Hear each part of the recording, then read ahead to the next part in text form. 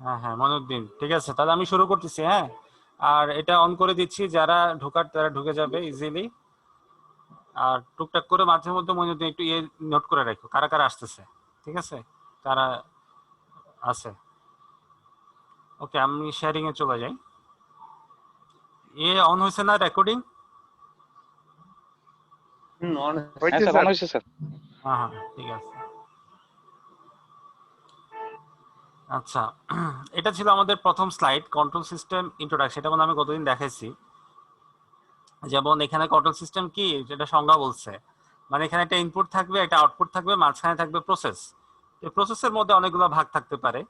হ্যাঁ, সেগুলো আমরা দেখবো আস্তে আস্তে প্রসেসের মধ্যে। আচ্ছা, মাগরিবের কি আজান কি সোয়া ছটা কয়টা দেয়? 6:05 নাকি? ঢাকাতে 6:05 স্যার। আচ্ছা ঠিক আছে, তাহলে মাগরিবের শেষ করে দিব, অসুবিধা নাই। আচ্ছা, তো এটা হচ্ছে আমরা একটা কন্ট্রোল সিস্টেম। কন্ট্রোল সিস্টেম কি কি আছে? ইনপুট আছে, আউটপুট আছে, মাঝখানে থাকে প্রসেস, ঠিক আছে। সো এখন এই যেমন এই যে একটা এক্সাম্পল হতে পারে লিফট। লিফট কিন্তু যেমন আমি যখন আটে, এই যে এই লোকটা আটে প্রেস করছে, দ্যাট এর মানে কি? মানে হচ্ছে যে লিফটটা তাকে আটে নিয়ে যাবে, আটে পৌঁছে যাবে। এই এই মেকানিজমটাই হচ্ছে কন্ট্রোল সিস্টেম। কন্ট্রোল সিস্টেমের মাধ্যমে এটা হয় আমাদের সবগুলো নয়। আমরা এটা দেখি। সবগুলা লিফটেই এটা কিন্তু আমরা দেখি। হ্যাঁ, তারপরে এটার একটা এলিভেটর রেসপন্স বলছে, এটা একটা কার্ভ, এটা রেসপন্স কার্ভ। কার্ভটা কেমন? যে এখানে কয়টা জিনিস আমাদের খেয়াল রাখতে হয়। এটা হচ্ছে টাইম, আর এটা হচ্ছে এলিভেটর লোকেশন, ফ্লোর। সময় যত বাড়তেছে সাথে সাথে কিন্তু আমাদের লিফটটা উপরের দিকে উঠতেছে। তো একটা পর্যায়ে গিয়ে সে কিন্তু ফিক্সড হবে, যে 4 তলায় যায় পৌঁছবে। এখন এখানে আমরা একটা জিনিস খেয়াল করি, সে কিন্তু এক্সাক্ট 4-এ যায় পৌঁছে নাই, সে একটু নিচে আছে। মানে এই যে একটা এরর, মানে একদম ফ্লোরের যে লেভেল আছে, লেভেল থেকে একটু নিচে, এটা হচ্ছে স্টেডি স্টেট এরর। একটু এরর থাকতেই পারে।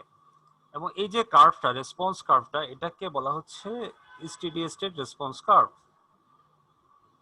স্টেডি স্টেট রেসপন্স কার্ভ এটা হচ্ছে।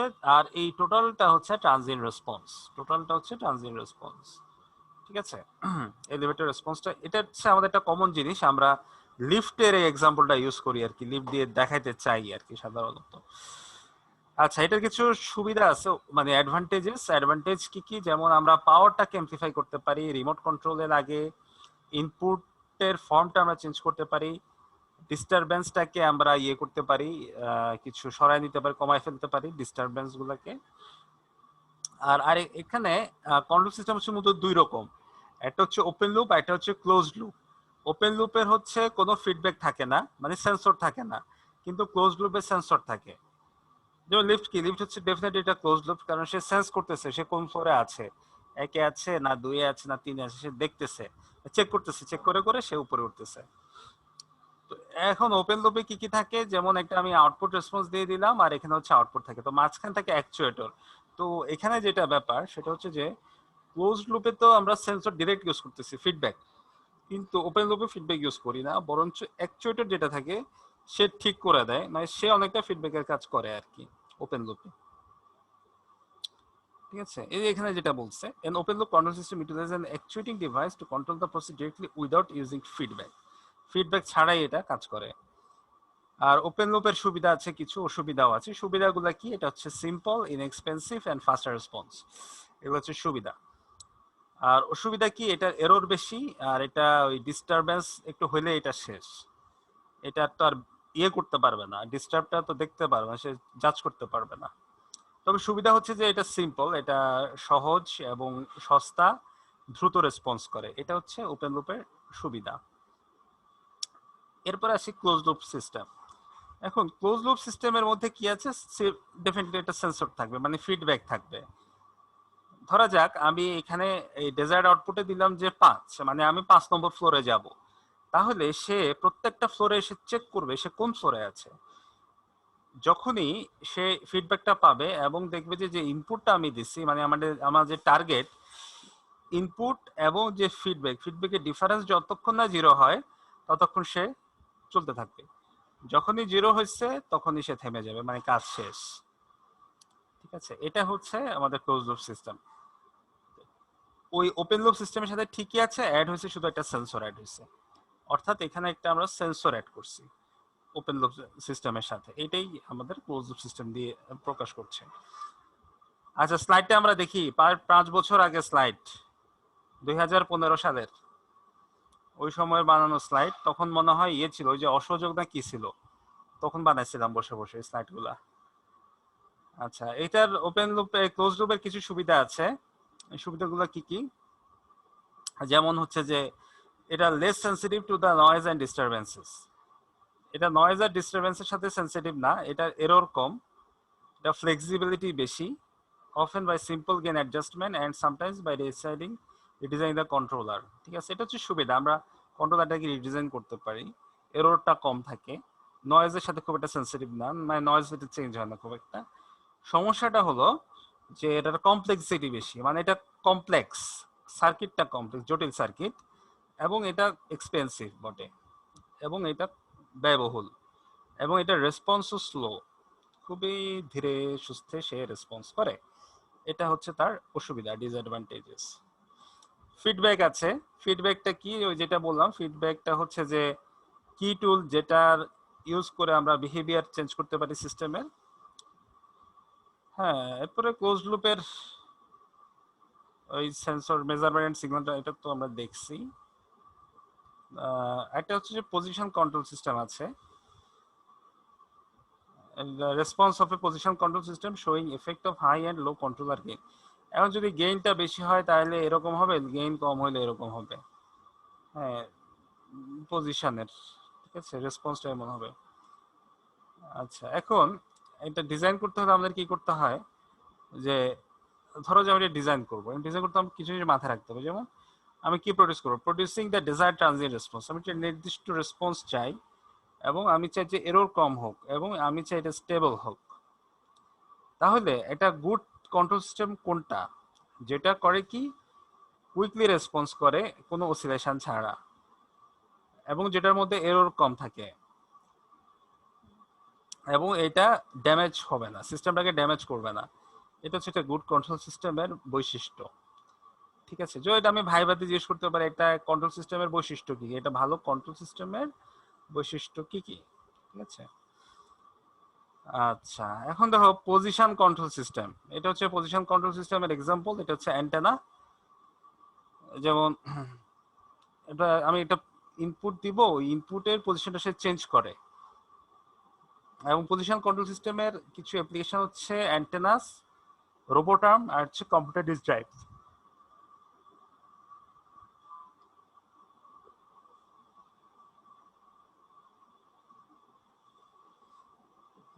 এটা হচ্ছে কি, এটা হচ্ছে রোবোটার্ম, যেটা দেখাচ্ছে রোবোটার্ম, আর এটা হচ্ছে অ্যান্টেনা, রাডার আর কি, রাডার। আর কম্পিউটার ডিস্ক ড্রাইভ মানে হার্ড ড্রাইভ, এটা নিশ্চয়ই আছে আমাদের সবার পিসিতে। আচ্ছা, এটা হচ্ছে কি অ্যান্টেনার ছবি, এটা হচ্ছে একটা অ্যান্টেনার ছবি।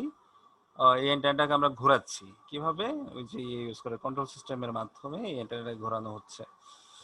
তো এখানে কি কি আছে, একটা পট আছে, পটেনশিওমিটার, এখানে ডিফারেনশিয়াল অ্যাম্পলিফায়ার আছে, পাওয়ার অ্যাম্পলিফায়ার, তারপরে এটা হচ্ছে মোটর, এখানে আমরা ঘোরাচ্ছি, ঘুরে ঘুরে আমরা অ্যান্টেনা দিতে পাচ্ছি। সো এখানে ব্লক ডায়াগ্রামটা দেখাইছে আর কি, পজিশনাল কন্ট্রোল সিস্টেমে এটা ফাংশনাল ব্লক ডায়াগ্রাম। আমরা একটা অ্যাঙ্গুলার ইনপুট দিচ্ছি, পটেনশিওমিটার আছে, voltage proportional to input, summing junction, error actuating signal, controller, planter process. ঠিক আছে, তারপরে এই এই এই আগের ছবিটাকেই, এই ছবিটাকেই ওরা এখানে আরো ইয়ে করছে আর কি, ব্লক ডায়াগ্রাম আকারে প্রকাশ করছে। তো এখানে ব্যাখ্যা করছে কোনটা কি করে। আরেকটা এক্সাম্পল হচ্ছে বয়লার জেনারেটর, একটা এক্সাম্পল আছে বয়লার জেনারেটর। বয়লার জেনারেটর কি থাকে, ধরো যেখানে বয়লার আছে, এখানে তিনটা থাকে জিনিস, একটা হচ্ছে যে ফিড ওয়াটার, ফুয়েল, আর হচ্ছে এয়ার, তিনটা ইয়ে থাকতেছে।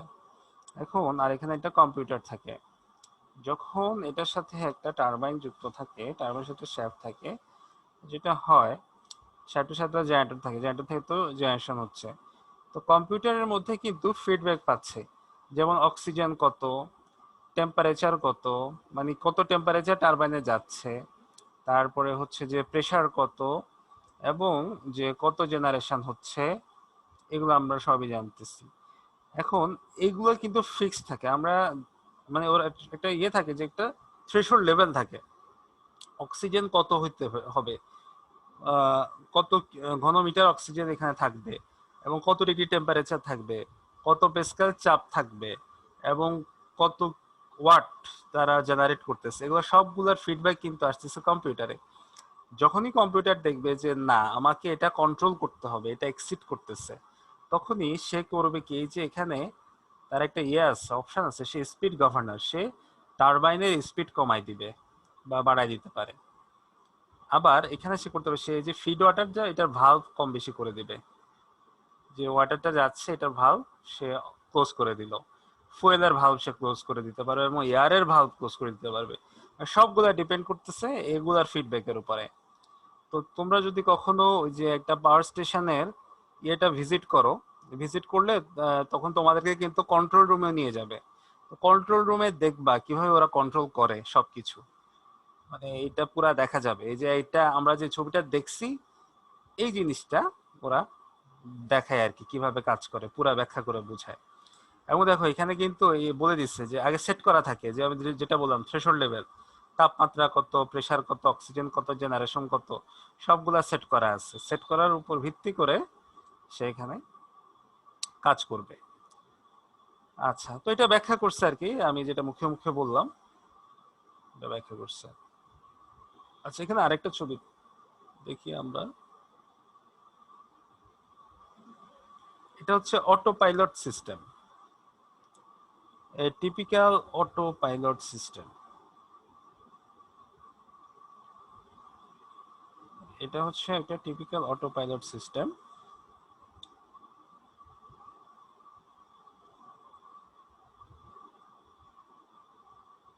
টিপিক্যাল অটো পাইলট সিস্টেমের ছবি দেখানো হয়েছে।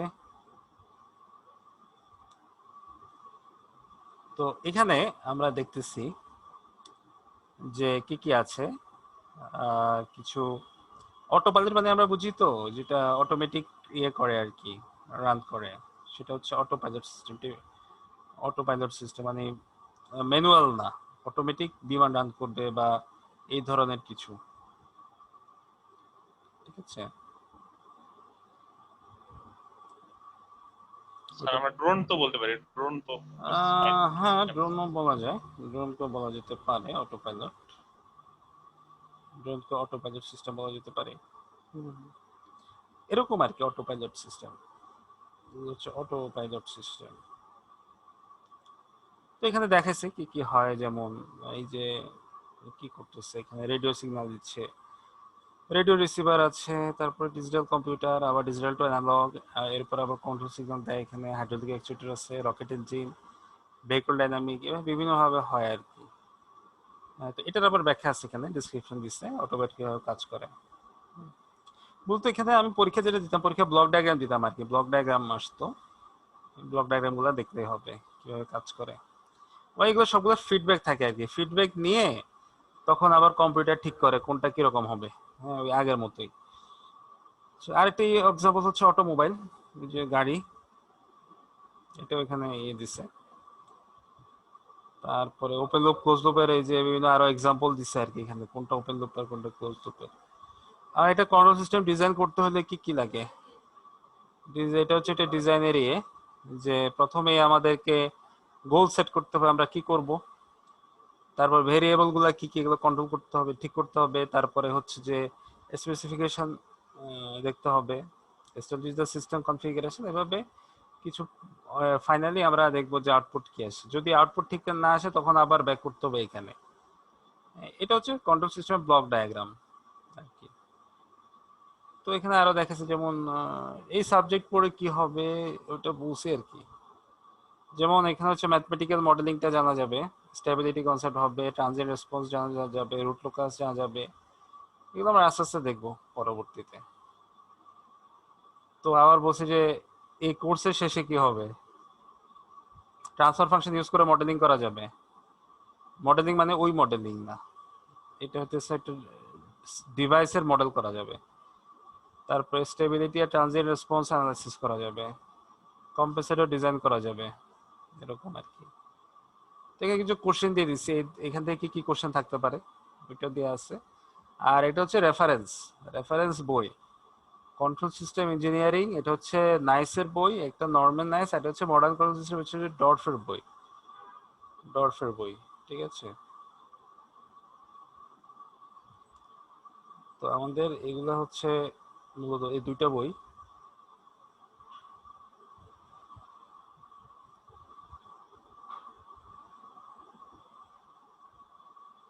ঠিক আছে, তো এই দুইটা বই আমরা দুইটা বই থেকে দেখব।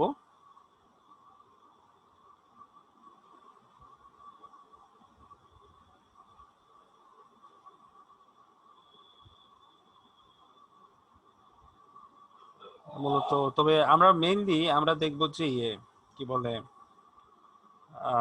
নাইসের বই যেটা, এটা আমরা মূলত এই বইটা পড়বো আর কি। আর এখান থেকে ফিউ থিংস, নট অল,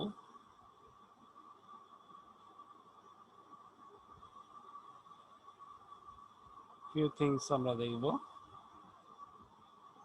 এখান থেকে আমরা অল্প কিছু জিনিস দেখবো, সবগুলো দেখবো না। ঠিক আছে, তো এই ছিল আমাদের এটা। আমি একটু মেইন বইটা একটু দেখাতে চাই। এটা এটা হচ্ছে আমাদের যে মেইন বই। চ্যাপ্টার 1 কিন্তু আমাদের অলরেডি শেষ, আমরা অলরেডি চ্যাপ্টার 1 শেষ করেছি। আমি চ্যাপ্টার 2 একটু স্টার্ট করে দেই আজকে। এটা হচ্ছে নরম্যান এস নাইসের বই। এখানে একটা রোবটের ছবি দেখা যাচ্ছে। কন্ট্রোল সিস্টেম ইঞ্জিনিয়ারিং, আমার কাছে সফট কপি আছে 6th এডিশন, বাজারে মনে হয় এখন 8th এডিশনও আছে। হ্যাঁ, তারপর এটা হচ্ছে ওই যে যেটা আমি ছবি দেখাইছি। এখানে কিছু প্যারামিটার দিচ্ছে ওরা, ব্লক ডায়াগ্রাম আছে, এগুলো পরে। তো নরম্যান এস নাইসের বইয়ের আমরা কি কি চ্যাপ্টার পড়বো, প্রথমত চ্যাপ্টারগুলো একটু দেখি। যেমন ইন্ট্রোডাকশন অলরেডি আমি আলোচনা করে ফেলেছি, ইন্ট্রোডাকশন নিয়ে আলোচনা হয়ে গেছে। এরপরে আমরা শুরু করে দিব চ্যাপ্টার 2, এটা হচ্ছে modelling in the frequency domain. তো ফ্রিকোয়েন্সি ডোমেইনে আমরা মডেলিংটা করব। আমাদের ডোমেইন কিন্তু দুইটা, একটা হচ্ছে টাইম ডোমেইন আর একটা হচ্ছে ফ্রিকোয়েন্সি ডোমেইন। হ্যাঁ, দুইটা ডোমেইন, তো আমরা দুইটা ডোমেইন দেখব। তারপরে টাইম রেসপন্স, তারপরে আছে রিডাকশন অফ মাল্টিপল সাবসিস্টেম, তারপরে স্টেবিলিটি, তারপরে হচ্ছে স্টেডি স্টেট এরর, তারপরে রুট লোকাস। হ্যাঁ, আমাদের টার্গেট হচ্ছে অন্তত চ্যাপ্টার 8 পর্যন্ত যাওয়া। চ্যাপ্টার 8 হচ্ছে আমাদের টার্গেট। এরপরে যদি সময় থাকে আমি তাহলে ওই যে চ্যাপ্টার 10 একটু দেখাই দিব, চ্যাপ্টার 10। এরপরে যেগুলো আছে যে 11, 12, 13, এগুলো হচ্ছে মূলত যদি আমাদের থাকতো, কন্ট্রোল সিস্টেম 2 থাকতো তাহলে দেখানো যেত। তবে যেহেতু কন্ট্রোল সিস্টেম নাই, 2 নাই, তবে কিছু কিছু জিনিস আবার এখানে চলে আসছে, লিড ল্যাগের জিনিসগুলো আমরা আমাদেরকে পড়াইছিল, কিন্তু কিছু কিছু জিনিস থেকে এই চ্যাপ্টার 11 থেকেও পড়াইছিল আন্ডারগ্রেডে।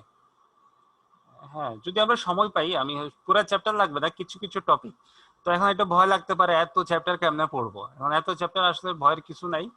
এটা খুবই সিম্পল, আমি কিছু কিছু টপিক এখানে দেখাবো, সব দেখাবো না। যেগুলো দরকার সেগুলা, যেগুলো না দেখলে নয়, কন্ট্রোল সিস্টেমের শিক্ষা যেগুলা ছাড়া কমপ্লিট হবে না, হ্যাঁ সেগুলো আমরা দেখব। তো আমি চ্যাপ্টার 2টা একটু দেখাতে চাই।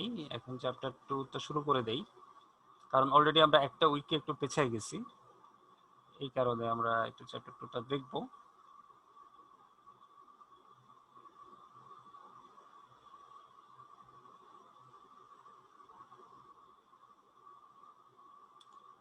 Modelling in the frequency domain, এটা হচ্ছে নরম্যান এস নাইসের চ্যাপ্টার 2, ফ্রিকোয়েন্সি ডোমেইনের মডেলিং। ঠিক আছে, modelling in the frequency domain.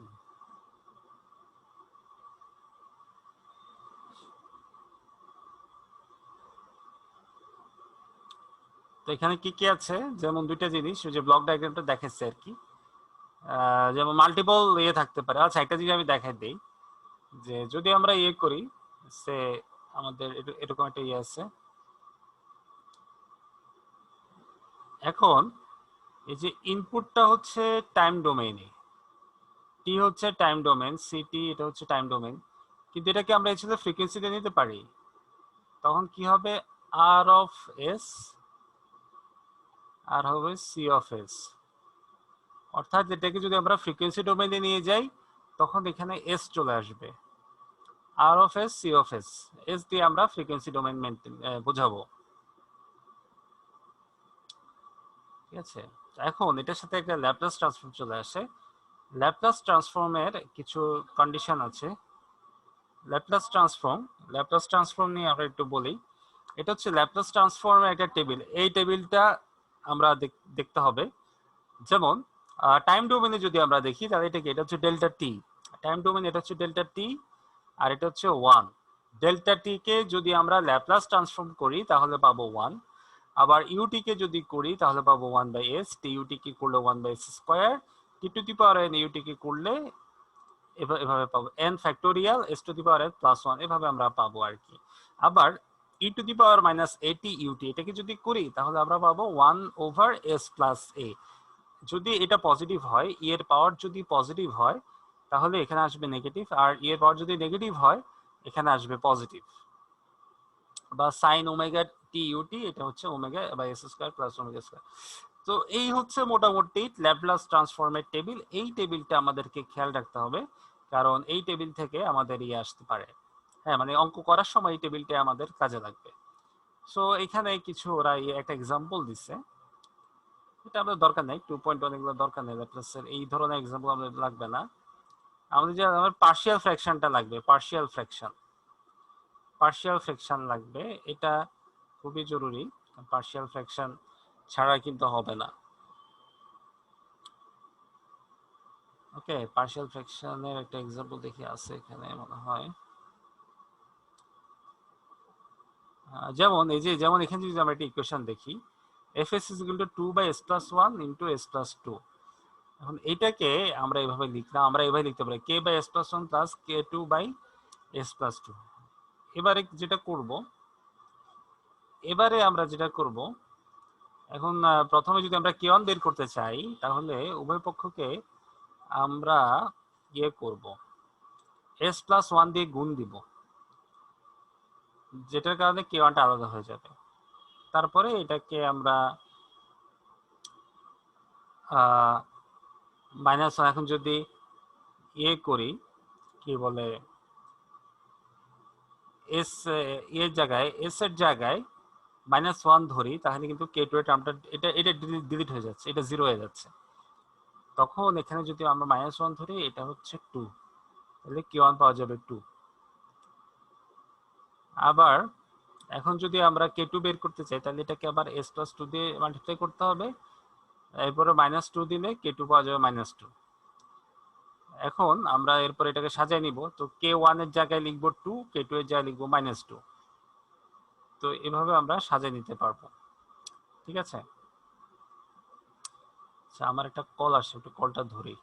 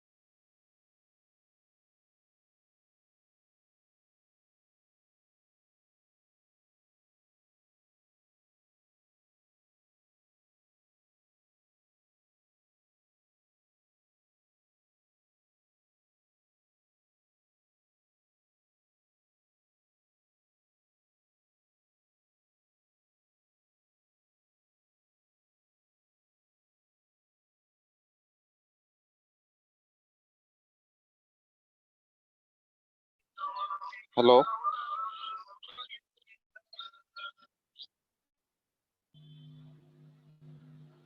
Hello, কিছু শুনতে পাই না? আপনারা কিছু শুনতে পাচ্ছেন সবাই?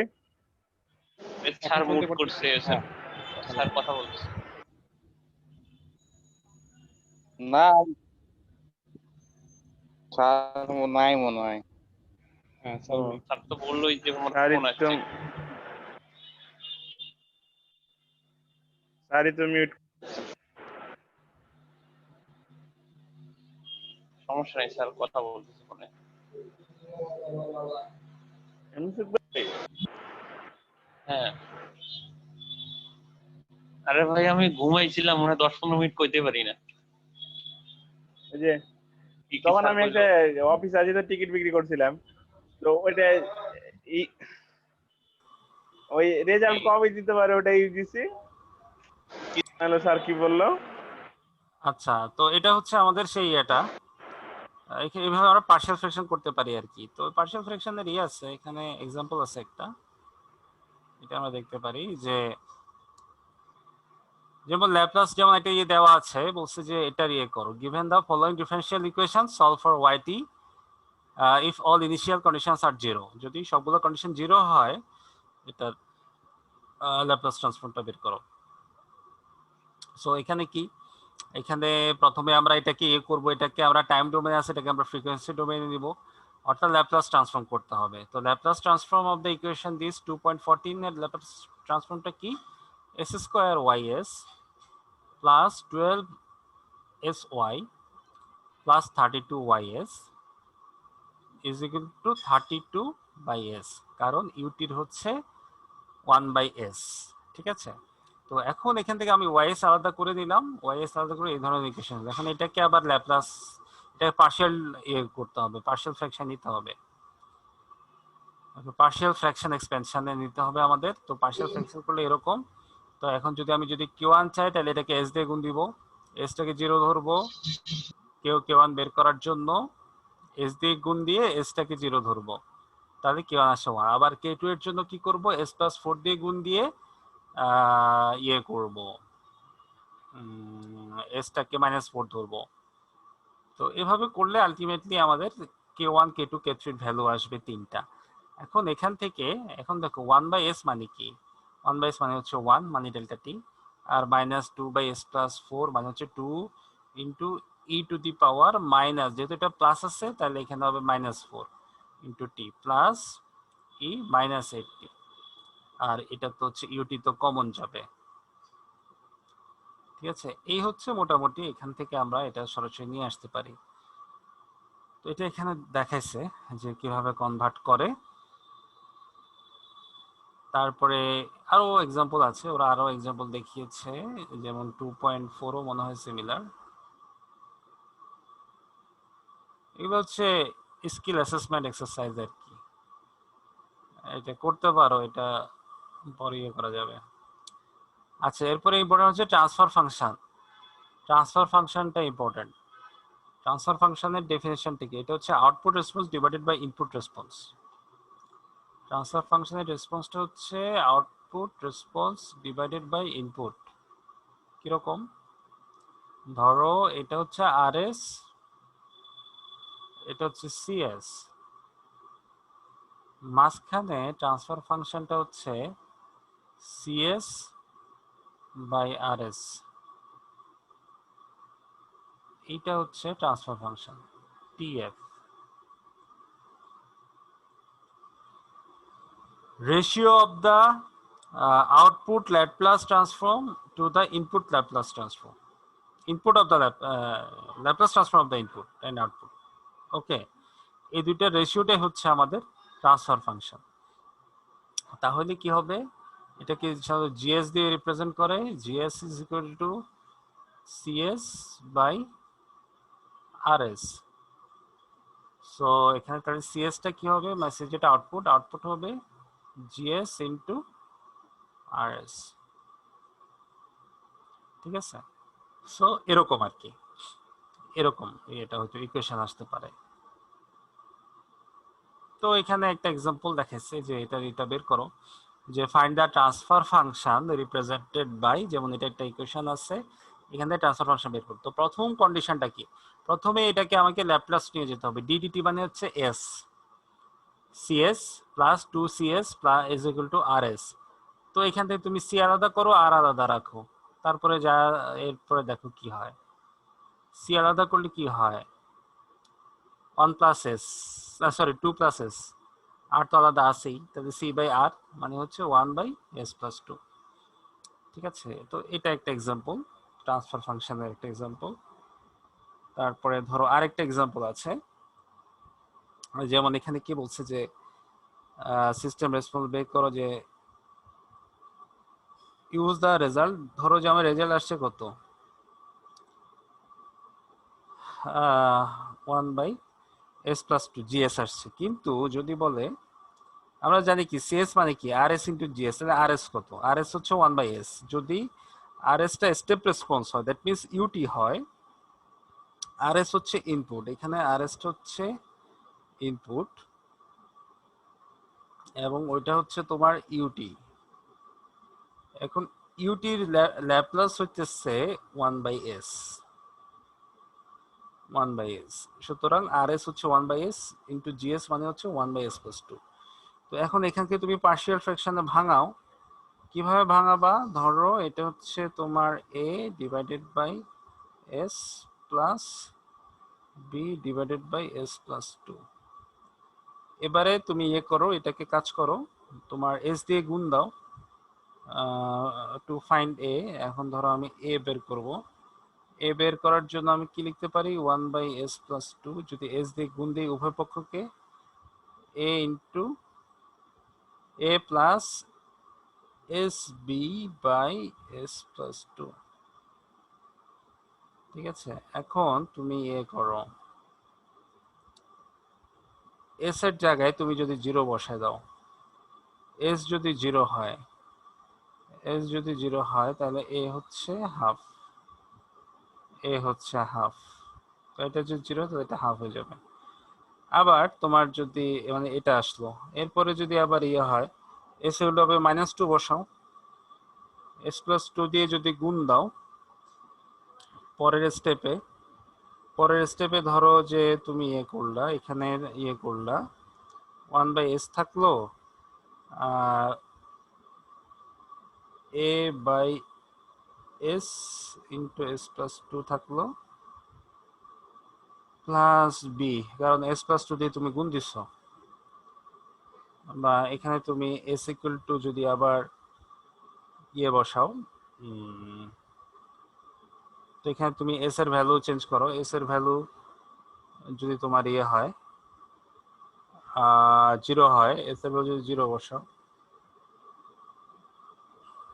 তাহলে কি হবে, হবে না তো। আচ্ছা, মানে এভাবে করছে আর কি, করার পর আলটিমেটলি তোমার ইয়ে আসছে, এটা আসছে আর এটা আসছে, ঠিক আছে।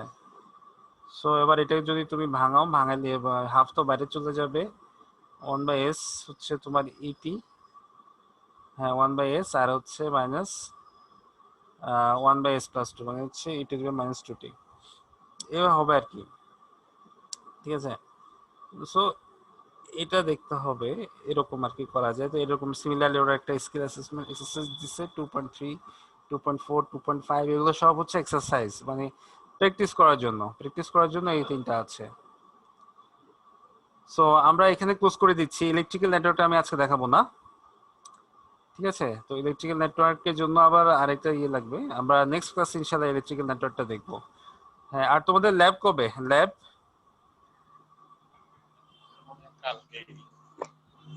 কালকে কি ল্যাব,